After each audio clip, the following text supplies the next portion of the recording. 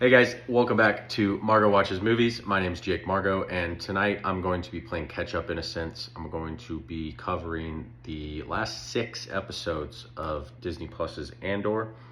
And yes, this is quite late. I fell behind.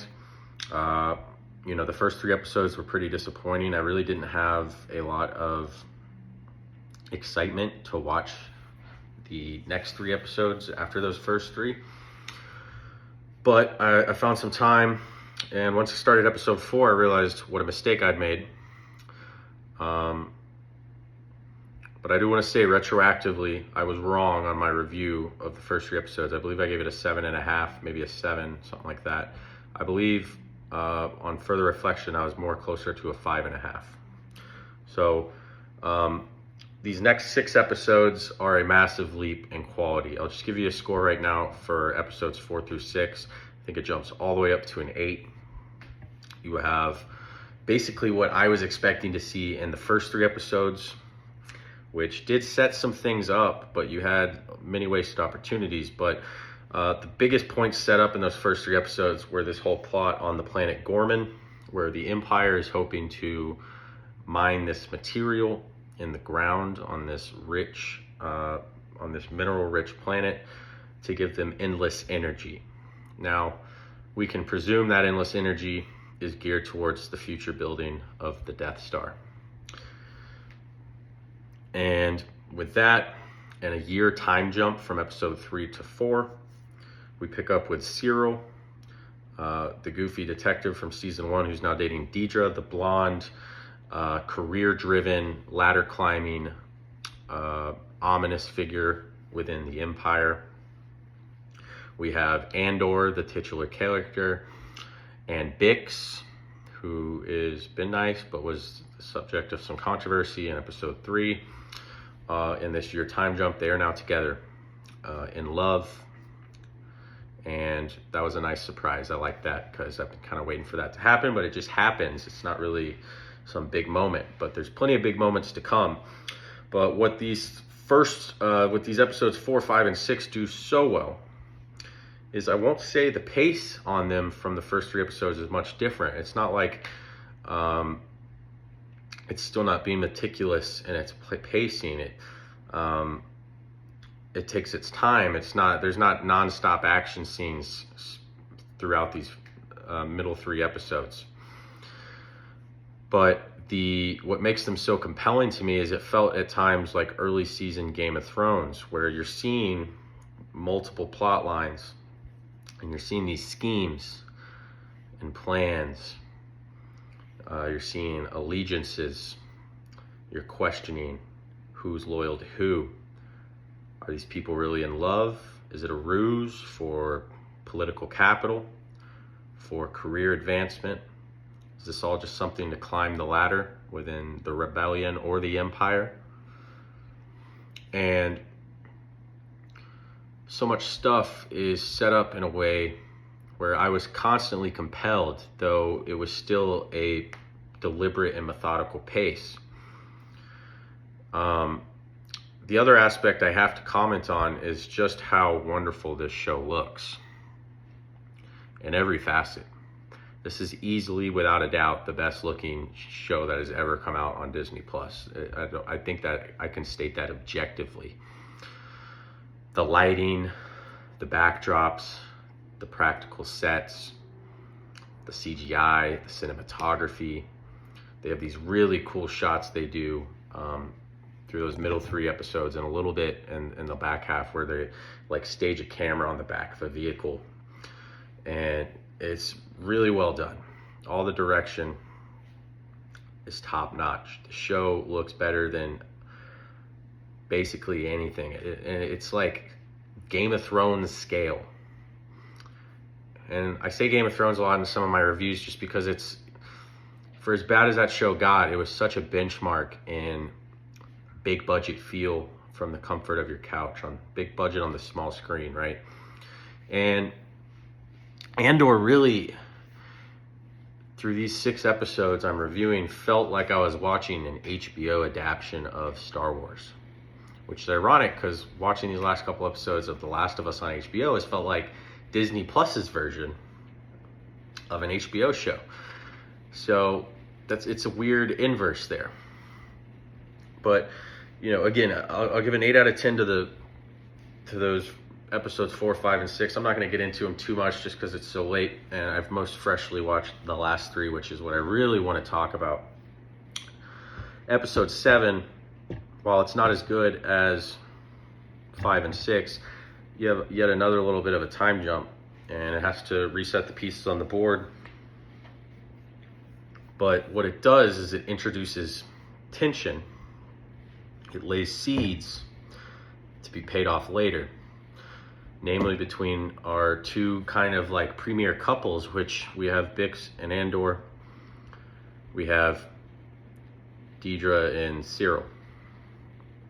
And the character arc I've been most impressed with this season is that of Cyril, the Imperial detective guy who's dating Deidre. And after that time jump, you know, he's an analyst working on Gorman.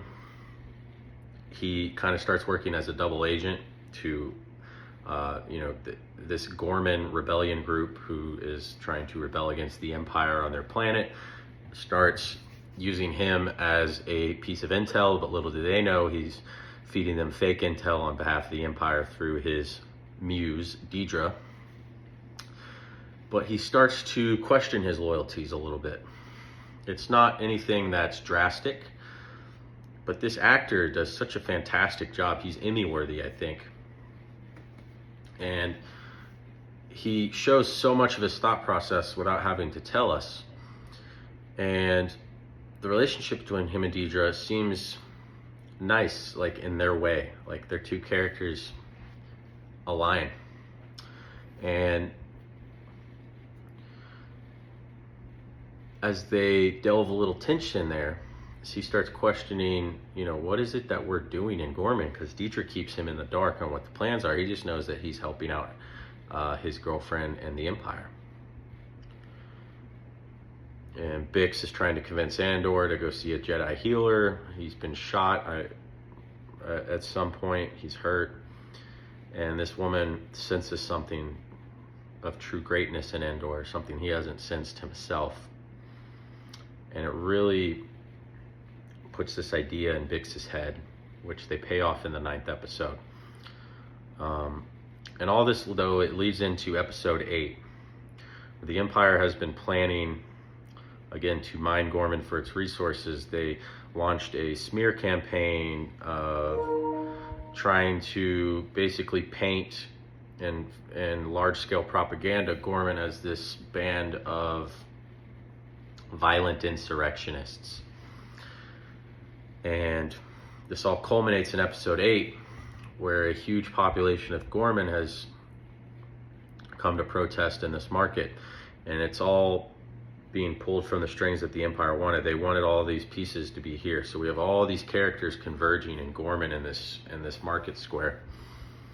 You have Andor there, a few other rebels, this gang of Gorman rebels we've been following. You have Cyril there with Deidre, who's running point on the mission with another gentleman from the Empire who is a little bit more evil than her. And a false flag operation is run. The Empire has snipers on these buildings. They shoot one of their own men, which then leads the men, this platoon of soldiers, one of them who had just been shot, to start gunning down unarmed civilians, and a massacre ensues. And before this, Cyril confronts Deidre in a very powerful moment. And I was feeling emotions I wasn't expecting to when I saw that these two were paired together. There was such a betrayal on his end. And she is visibly shaken also from his violent outburst towards it, but from the hurt he expresses. And you see that glimmer of humanity in Deidre, and it's wonderfully shaded characterization. It's dimensions in these characters that make it so good. And I have to say, this episode as a whole is the best episode of television I've watched all year. Episode 8. It might be the best thing Star Wars has ever done. It's certainly up there. as far as Disney Star Wars goes, this is the tip of Mount Everest.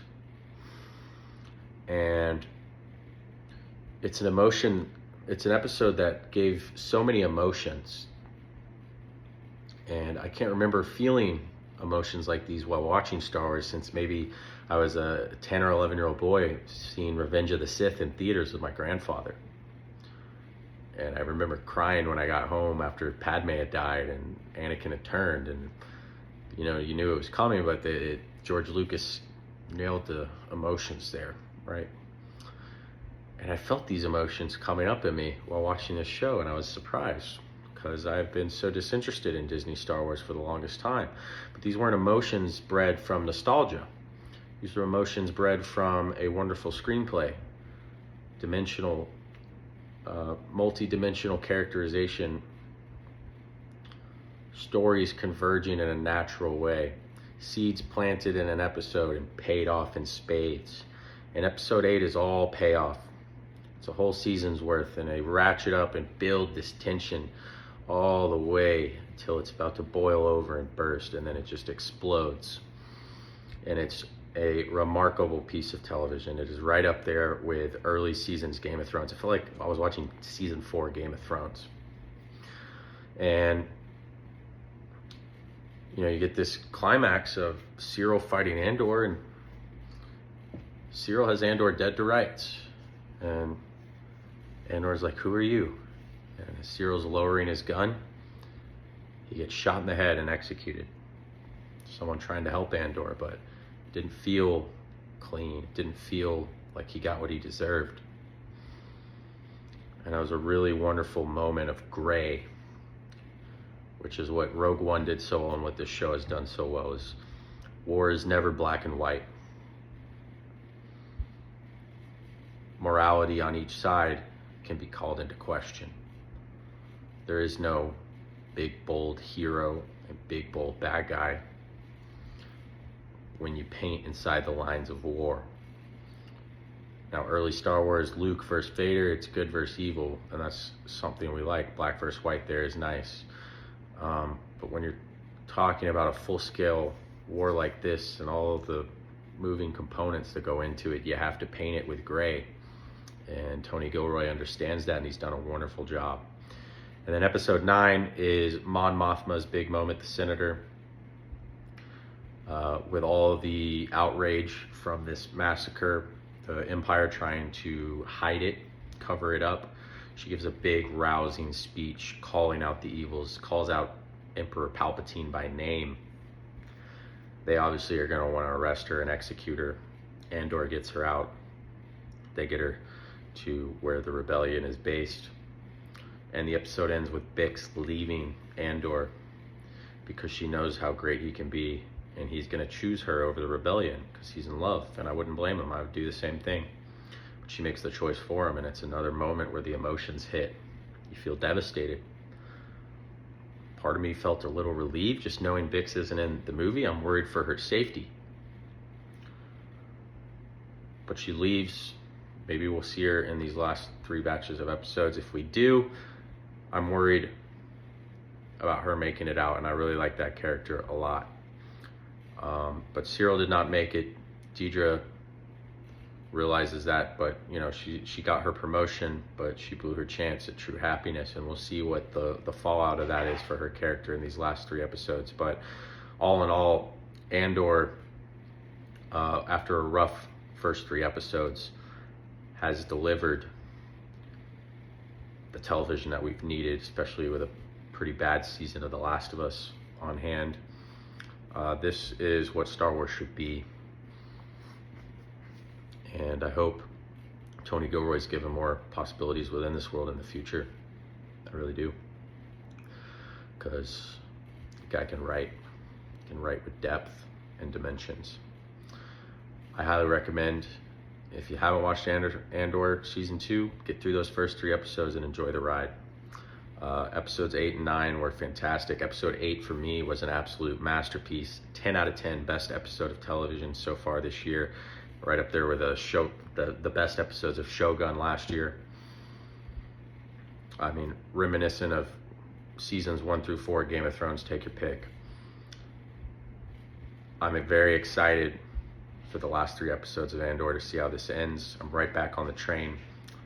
But all in all, let me know what you guys thought in the comments below. And again, I apologize for doing this so late. But if you're seeing this, let me know what you guys thought. Give me a like if you enjoyed the review. Hit me with a subscribe.